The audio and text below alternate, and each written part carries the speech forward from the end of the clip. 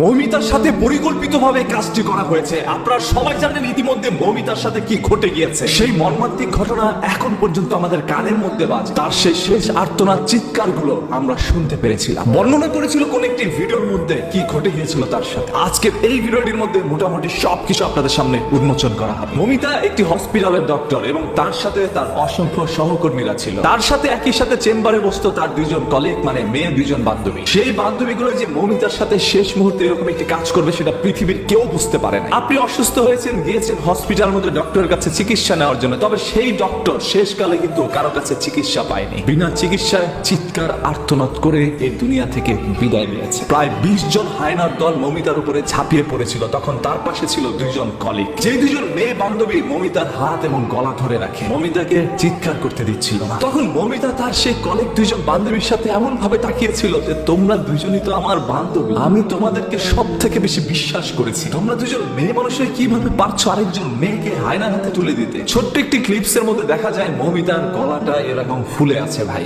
ওকে মানে গলা টিপে রাখা হয়েছে সেটা বোঝা যাচ্ছিল এবং চোখ দিয়ে অজস্রে রক্ত চলে যাচ্ছিল। সেই মুমূর্ষ ঘটনা এখন পর্যন্ত আমাদের চোখের সামনে ভেসে আসে। রাতের বেলা ঘুমলে যেন মনে হয় মৌমিতা বাঁচাও বাঁচাও বলে চিৎকার করছে। যে মানুষটা অসুস্থ মানুষকে চিকিৎসা দিয়ে যাচ্ছিল, তবে তার অসুস্থতার সময় কেউ তাকে চিকিৎসা দিচ্ছিল না। প্রতিদিনের দুপুরবেলা মৌমিতা যেভাবে লাঞ্চ করে ঠিক একইভাবে সেদিনও লাঞ্চ করেছিল। তার দুজন মেয়ে বান্ধবী বললো চলো আমরা একটু পাশের রুমে গিয়ে একটু বসে ওইখানে বিশ্রাম করি। তাদের কথা মোতাবেক ওই রুমের মধ্যে মৌমিতা চলে যায় এবং সেইখানে সেই হায়নার দলকে ইনফর্ম করা হয় আর হায়নার দলগুলো ওইখানে ঝাঁপিয়ে পড়ে। হঠাৎ করে তার সেই কলিগ বান্ধবীরা যখন মৌমিতাকে ধরে ফেলে তখন তার আর বুঝতে বাকি নেই এখানে পরিকল্পিতভাবে তাকে আনা হয়েছে। এরপর হায়নার দল তাকে ছিঁড়ে বিড়ে খাওয়ার জন্য ব্যস্ত হয়ে পড়ে। মৌমিতা শুধু চিৎকার করে একটি কথা বলছিল, আমাকে অন্ততপক্ষে প্রাণে বেঁচে ফিরতে দাও, আমি আমার মার সাথে একটু দেখা করতে চাই। তাদের হাত পা ধরে আর্তনাদ করছিল, আমাকে প্রাণে বেঁচে ফিরতে দাও। যা কিছু হয়েছে আমি কাউকে এগুলো বলবো না, কোনোদিন কেউ জানতে পারবে না, সবকিছু এখানেই শেষ। তারপরও মৌমিতাকে সেই সুযোগটি দেওয়া হয়নি। তার সে কলিগ বান্ধবীরাই বলছিল